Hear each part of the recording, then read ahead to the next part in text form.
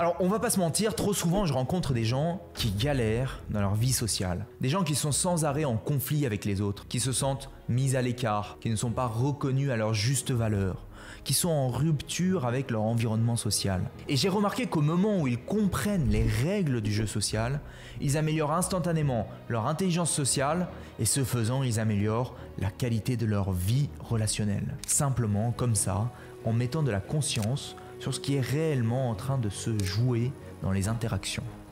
Est-ce que ça t'intéresse de devenir plus intelligent socialement? Comprendre les règles du jeu social, c'est de cela que je veux te parler dans cet épisode.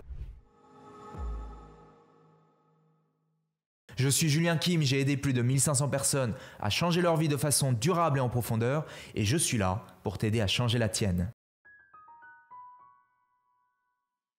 Faisons un retour dans l'enfance. Pendant l'enfance, tu jouais à des jeux avec d'autres enfants. Rappelle-toi de ces jeux, tu jouais aux billes, au chat et à la souris, à la marelle ou avec les poupées. Bref, tu jouais avec d'autres enfants. Je voudrais que tu remarques comme tout jeu suit une structure similaire. Tout jeu a un objectif qui doit être partagé avec les autres joueurs. Tu ne peux pas soudainement te lever et crier « J'ai gagné !» simplement parce que tu l'as décidé. Les autres joueurs doivent être d'accord avec toi. Tout jeu contient aussi des règles précises de coopération et de compétition. Quand tu es le chat, au chat et à la souris, ton but c'est d'attraper les souris. Quand tu es la souris, ton rôle c'est d'échapper au chat. Tu ne peux pas décider de changer les règles du jeu n'importe comment. Si tu te mets à participer à ces jeux sans en comprendre ni l'objectif ni les règles, est-ce que les gens vont vouloir jouer avec toi? Non. Les psychologues et les sociologues ont révélé ceci. Toute interaction sociale est une variation de cette simple structure de jeu. Toutes nos interactions sociales sont calquées sur une structure qui est identique au jeu où on jouait quand on était enfant. Ta relation avec ta boulangère, ta relation avec ton meilleur ami, même les sociétés les plus complexes comme une entreprise, un gouvernement, sont des variations de cette structure de jeu. Tu vois, la relation que tu entretiens avec ta boulangère, elle sert un objectif, celui d'acheter et vendre du pain. Et c'est régi par des règles. Elle te donne du pain quand tu lui donnes de l'argent. Une entreprise a un objet social et des lois et des règles de fonctionnement. Un gouvernement a un objectif précis et ses propres règles de fonctionnement. Notre vie est une succession et une superposition de jeux sociaux. Tous les jeux sociaux auxquels on participe possèdent un objectif partagé avec les autres joueurs et un ensemble de règles de coopération et de compétition. À partir du moment où ces deux conditions sont réunies, un objectif commun et des règles, on se retrouve dans un jeu social. Donc ça, c'est le principe de base commun à tous les jeux sociaux. Est-ce que tu me suis jusque-là? J'aimerais maintenant que tu portes ton attention sur une notion particulière, c'est celle de la finalité de ces jeux. Pourquoi est-ce qu'on participe à ces jeux? Eh bien parce que l'être humain est un être social. C'est-à-dire que les rapports sociaux structurent notre vie. C'est dans ces jeux qu'on entre en contact avec l'autre, qu'on tire du sens pour sa vie et un certain épanouissement, tu es d'accord? C'est dans ton rapport à l'autre que tu vas vivre une vie qui est belle. C'est dans ton rapport à ton ou ta partenaire, dans ton rapport à tes amis, tes collègues, tes parents, tes enfants, à ta communauté, que tu vas vivre une vie qui a du sens, qui est belle. On peut donc remarquer qu'il est important, essentiel, de continuer de participer aux jeux sociaux. Ainsi, le but quand tu participes à un jeu social n'est pas tant d'être le gagnant de chaque jeu, mais plutôt de continuer d'être invité à participer aux jeux suivants et à venir. Et ce, dans les rôles qui te conviennent. Est-ce que tu comprends ce que je veux dire ? Il ne s'agit pas forcément de gagner, même si parfois ça ne fait pas de mal de temps en temps de gagner. Mais il s'agit surtout de continuer à jouer à ces jeux sociaux en jouant dans des rôles qui te conviennent. Parce que lorsque plus personne ne t'invite à jouer, qu'est-ce qu'il te reste? Il te reste à mener une existence solitaire dans laquelle l'aspect social n'est plus entretenu. Peut-être parce que tu ne sais pas jouer selon les règles, peut-être parce que tu refuses de jouer selon les règles, parce que tu t'engueules avec ton boss, parce que tu ne fais pas ce que tu as à faire dans ton couple, parce que tu n'es pas digne de confiance. Les joueurs les moins bons ne sont pas ceux qui perdent en suivant les règles du jeu. Ce sont ceux qui ne savent pas jouer et qui donc ne sont plus invités à jouer au jeu suivant. Est-ce que tu vois la nuance? Alors les chercheurs en sciences humaines ont remarqué qu'il existe des règles de fair play qui sont communs à tous les jeux sociaux. Ces règles sont communes quelle que soit la géographie, quels que soient les âges dans l'histoire de l'humanité. Si je suis au Moyen-Âge en Europe, si je suis à l'époque des pharaons en Égypte, si je suis en train de coloniser la planète Mars en l'an 2150, les mêmes règles de fair play vont s'appliquer.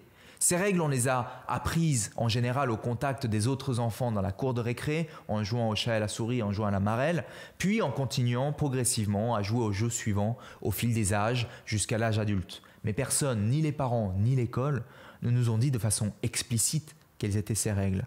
Alors, certains se retrouvent à fournir des efforts considérables dans ces jeux sociaux sans connaître ces règles et derrière s'étonnent malheureusement de ne pas avoir une vie sociale qui est aussi riche et épanouissante qu'ils aimeraient avoir. Or, c'est facile d'apprendre ces règles. Et une fois qu'on apprend ces règles, on peut facilement devenir un bon joueur, un excellent joueur. Parce qu'un excellent joueur, je te le rappelle, ce n'est pas celui qui gagne à chaque fois, c'est celui qui respecte les règles. C'est un joueur que tout le monde veut dans son équipe à chaque fois qu'on rejoue. Si tu appliques les 4 règles de fair play que je vais te partager aujourd'hui, tu as la garantie d'être invité aux jeux futurs et à venir. Alors écoute bien. Il y aura aussi de grandes chances qu'on te propose les meilleurs rôles. Et à l'inverse, si tu enfreins les règles, on va finir par te mettre hors jeu. La violation des règles va entraîner l'exclusion. Alors sois attentif parce que je vais t'exposer ces 4 règles. Allons-y. Imagine que tu participes à un match de foot. Imagine que tu fais partie d'une équipe de foot. Comment est-ce que tes coéquipiers vont réagir si tu ne sais pas où se trouve le but adverse et qu'à l'inverse, tu marques contre ton camp? Est-ce que tu seras aimé ou est-ce que tu seras détesté? Est-ce que tu seras respecté ou est-ce que tu seras dévalorisé? Dans les rapports sociaux, c'est pareil. Il faut que tu puisses comprendre l'objectif du jeu. Donc, la règle numéro 1 de fair play, c'est savoir reconnaître l'objectif du jeu. Maintenant, revenons au match de foot. Imagine que ton équipe est en train de perdre. Et toi, tu abandonnes la partie en plein milieu, avant la fin du match, parce que tu n'aimes pas perdre. Comment est-ce que tes coéquipiers vont réagir? Est-ce que tu seras aimé ou détesté? Est-ce que tu seras respecté ou dévalorisé? Dans les rapports sociaux, c'est pareil. Il faut que tu sois capable de maintenir ton niveau de motivation pour atteindre l'objectif tout au long du jeu. Ça veut dire que tu es capable d'avoir l'envie de continuer à jouer malgré les difficultés, malgré les échecs. Dans ton équipe, est-ce que tu préfères avoir des gens qui abandonnent ou est-ce que tu préfères avoir des gens qui n'abandonnent pas et qui persévèrent malgré les difficultés? Donc la règle numéro 2, c'est qu'il faut que tu sois capable de maintenir ton niveau de motivation. Maintenant, imagine qu'à chaque fois qu'on te passe la balle, on te fait une passe, tu la joues perso, tu ne rends jamais la balle, tu essaies toujours de marquer par toi-même, quitte à mettre l'équipe en péril. Comment est-ce que tes coéquipiers vont réagir? Est-ce que tu vas être aimé ou détesté? Est-ce que tu vas être respecté ou dévalorisé? Dans les rapports sociaux, c'est pareil. Il faut que tu sois capable de coopérer. Dans mon équipe, je préfère prendre quelqu'un qui sait comprendre ce que veulent mes coéquipiers et leur proposer des actions qui sont bénéfiques. Par exemple, avec son partenaire intime, plutôt que de se focaliser uniquement sur ses propres désirs, il faut savoir satisfaire les désirs de l'autre. Donc, règle de fair play numéro 3, être capable de reconnaître et de favoriser l'intérêt de tes coéquipiers. Maintenant, imagine qu'on te bouscule un peu pendant le match et ça te met en colère. Tu es impulsif, tu perds le contrôle de tes émotions et tu en viens à te battre avec les autres joueurs. Ça interrompt le match. L'occasion de marquer le but s'envole, c'est le bordel et tu prends un carton jaune. Tu n'arrives pas à contrôler tes émotions. Comment est-ce que tes coéquipiers vont réagir? Est-ce que tu vas être aimé, détesté, respecté ou dévalorisé? Dans tes rapports sociaux, c'est pareil. Il faut que tu sois capable de réguler tes émotions. Parce que dans mon équipe, je préfère prendre quelqu'un qui sait réguler ses émotions plutôt que quelqu'un qui réagit sur des coups de tête et qui met en péril toute l'équipe. Donc, règle numéro 4, il faut que tu sois capable de réguler tes émotions. Ces 4 règles de fair play, être capable de réguler ses émotions, être capable de reconnaître et favoriser l'intérêt de tes coéquipiers, savoir reconnaître le but, être capable de maintenir ton niveau de motivation, sont communs à tous les jeux sociaux auxquels tu joues, c'est-à-dire dans tous les domaines de ta vie, que ce soit à l'école, au travail, dans ta vie de couple, avec tes amis ou en famille.